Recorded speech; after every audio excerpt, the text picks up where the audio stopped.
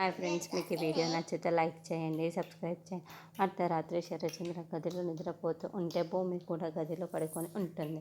బిందు జర్రీ మాత్రం ఫోన్లు చూసుకుంటూ ఉంటారు. అప్పుడే ఉన్నట్లుండి హాల్లో నుండి రారా అంటూ దయ్యంలాగా అరుపులు వినిపిస్తూ డ్యాన్స్ చేస్తున్న సౌండ్ వినపడడంతో ఒక్కసారిగా ఫ్యామిలీ మెంబర్స్ అందరూ కూడా హాల్లోకి పరుగులు పెడుతూ వస్తారు. అక్కడ అపూర్వ శోభాచంద్ర పూరినట్లు దయ్యంలాగా నాట్యం చేస్తూ డ్యాన్స్ చేస్తూ ఉంటుంది.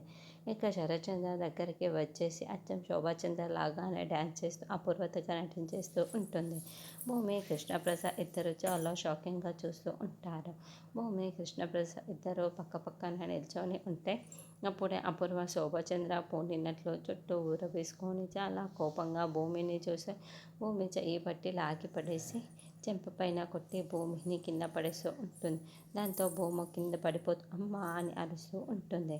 అపూర్వ అలా భూమి చెంప పగలగొట్టడంతో కృష్ణప్రసాద్ చాలా బాధపడిపోతూ అమ్మ భూమి అని భూమి దగ్గరికి వస్తూ ఉంటే అపూర్వ చాలా కోపంగా శోభాచంద్ర లాగా చూస్తూ ఈ శోభాచంద్రని మర్చిపోయావా అని కృష్ణప్రసాద్ని నిలదీస్తూ ఉంటుంది.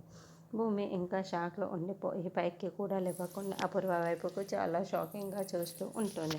ఎవరివే నువ్వు? మా బావకి ఏమో అయినట్టు దత్తత తీసుకుంటాను అంటే ఆశపడుతూ కాళ్ళు పెడతావా ఈ ఇంట్లో నువ్వు అని అపూర్వ నిలదీస్తూ ఉంటే భూమి షాకింగ్గా లేచి అపూర్వ వైపుకు చూస్తూ ఉంటుంది. అంత షాకింగ్గా చూస్తూ ఉంటాడు. ఇంకా అపూర్వ చాలా చాలా రెచ్చిపోతూ దీని పుట్టుక పూర్వం ఏంటి అని, దీన్ని దత్తత ఎలా తీసుకుంటావు చంద్ర అని అపూర్వ శోభాచంద్రలా మాట్లాడుతూ ఉంటుంది.